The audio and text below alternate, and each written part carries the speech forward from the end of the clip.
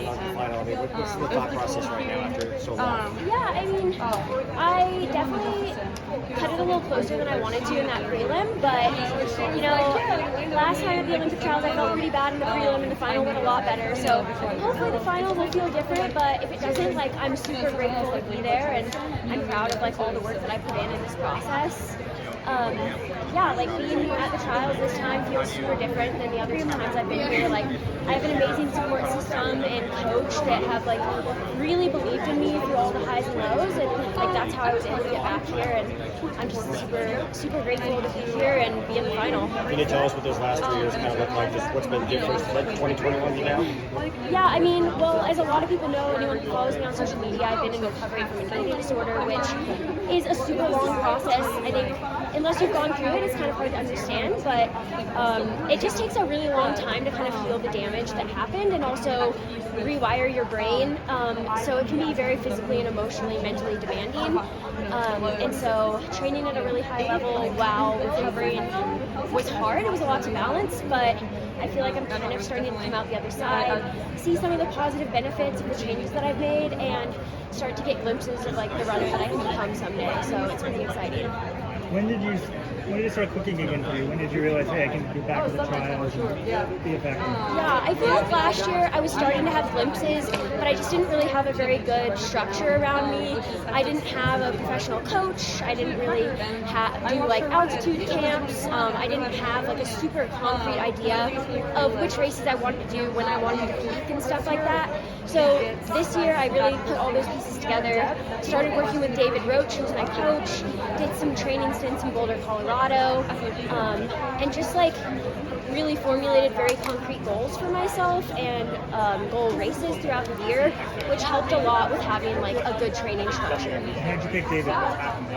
He actually reached out to me. He DM'd me on Instagram after one of my trail races last year, because he's like a very big coach in the trail running world, and I had a really tough race for myself, and so I just kind of like word vomited and was like, what am I doing? Like, why did this go so bad? I don't feel like I'm in bad shape. Like, what can I do?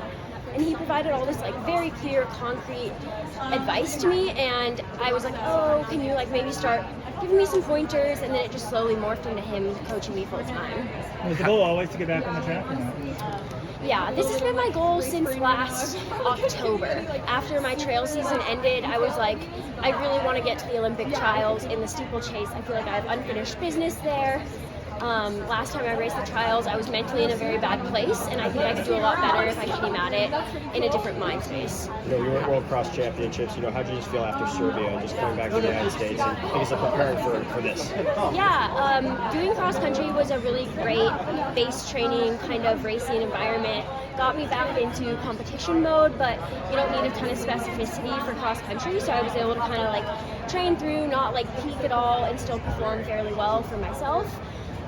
So I just felt like it was a really good start for me. How do you balance being very open in public about your eating disorder, but still maintain the focus to perform at your best through the year? Yeah, I think honestly they kind of help each other. They build each other. I think it helps me with both accountability and like support from the online community to share about what I go through. And I get so many messages and comments just saying like, I really appreciate you saying this. I feel the same way, and sometimes I don't feel seen, and that like makes me feel like also supported, because I'm like, I'm not alone in this, and it also just like bolsters kind of the motivation I have behind that. And then as far as keeping the focus on training, like I'm a professional runner. I have always loved running. I would do this regardless of whether I was getting paid to do it or whatever. I love it so much. It's always going to be a focus for me because of that intrinsic joy for it. And so like having another area like mental health awareness that I can focus some of my energy on, it honestly helps me like balance it so I don't get too like hysterical about the running piece. What advice do you give to them? I think my biggest advice is just there are no shortcuts to being at the elite level. Like, you might get a temporary boost from having an eating disorder, but it won't last and it'll ultimately hold you back. Not only that is like once you go down that road, it's so much harder to go back. So if you feel like you're struggling or restricting or having bad thoughts, like make sure you seek help, you vent to someone, you share those troubling little thoughts with someone that's close to you, and get accountability on your side and really try to work to keep yourself from letting those thoughts take over.